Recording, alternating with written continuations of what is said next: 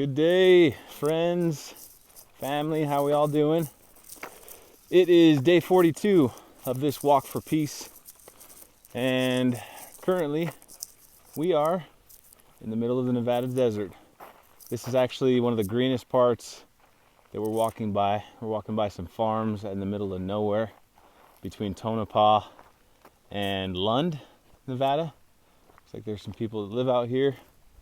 Pretty cool. Want to tell you a story, an experience that James, Katrina, and I had just the other day. And what ended up happening and sort of how,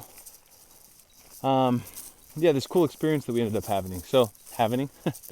This cool experience we ended up having. We had been talking about going to Vegas, and we had been talking about once we got through California as a reward that we would, that we would reward ourselves with some sushi. So James has his mission president and his wife. They live in Las Vegas. James served in Washington, D.C., and so President Sister Albright, they live there in Vegas, and they had invited us. They said, hey, anytime you're through Vegas or near Vegas, you have a place to stay. So we had been talking about going to Vegas.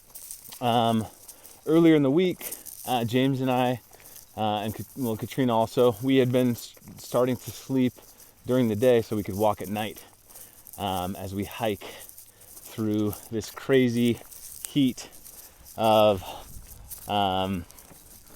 Nevada. And so as we're walking, because as we're walking in the heat, it's too much. We're walking in the heat right now, and it's just 90 plus degrees. With the wind, it feels like it's in the 80s. When it's not windy, it feels like it's in the hundreds. So anyway, we've been trying to really adjust to sleeping during the day, hiking at night. And my argument was to avoid doing exactly what we're doing. By going to Vegas, it would throw us off our sleep schedule. And we ended up staying in a hotel for 3 days earlier in the week, last week. And I figured it doesn't make sense for us to go to Vegas, because for me, the reason to go to Vegas was to have a shower and a place to sleep. Right, so I mentioned that to Katrina, and it really just bummed her out. She's like, no, I feel like we need to go to Vegas. That was part of what we talked about. It's part of our reward. We hiked through California. Let's go get sushi. Let's follow through with our plan. And I was like, I really feel it's important. We got our sleep. We got our rest. That's the most important thing. We're on the sleep schedule now. We had just gotten on a sleep schedule where we were sleeping during the day, hiking at night. I didn't want to mess that up. And so we turned to James and we're like, all right, James, you be the deciding vote. And so James, he's like, it was at night, it was just in the middle of the day, but we were about to go to sleep. He's like, let me sleep and we'll talk about it when we wake up. So we go to bed, and as James thought about it, he had a really just strong feeling that we needed to go. So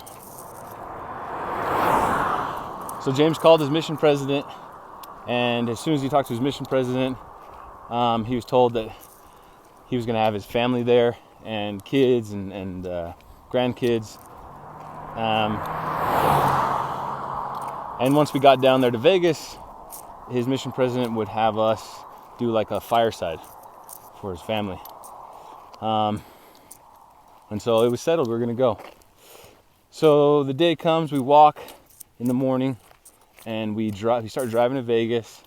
Kat takes the first little leg, and then I drove the second leg. And then just as I'm finished with my leg, we see an ET beef jerky stand in the middle of Warm Springs, Nevada, between Warm Springs and Las Vegas, right? So we go in, we talk to this guy. His name is Searle Holiday. And Searle is one of the coolest guys that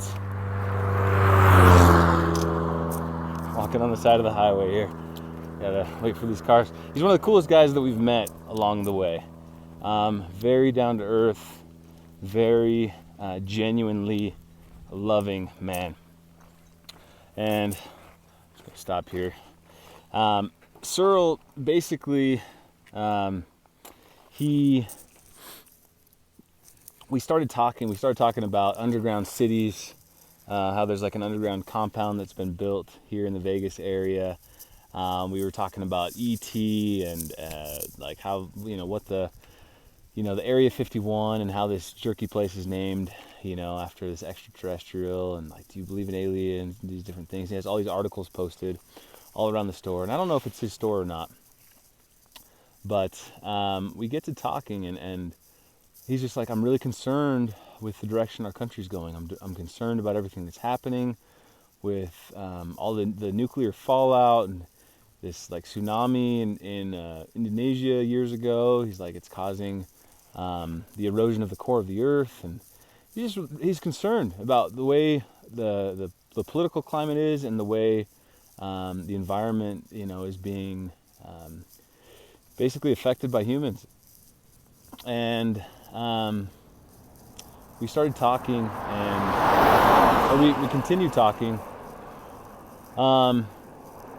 and we all just sort of felt, especially James and Katrina, felt really impressed to talk to Searle about the restored gospel, and especially about Jesus Christ, and about having faith in him. And that through all the madness, through all the chaos, through all the challenges that we face, with all the calamity and everything, we're doing a walk for peace here. We mentioned that to him, and really what we can do, the most important thing we can do is have faith in Jesus Christ, have faith in his gospel, and in him, that he proclaims to be the Son of God, and just have faith that God has a plan with all this, and that everything's going to be all right.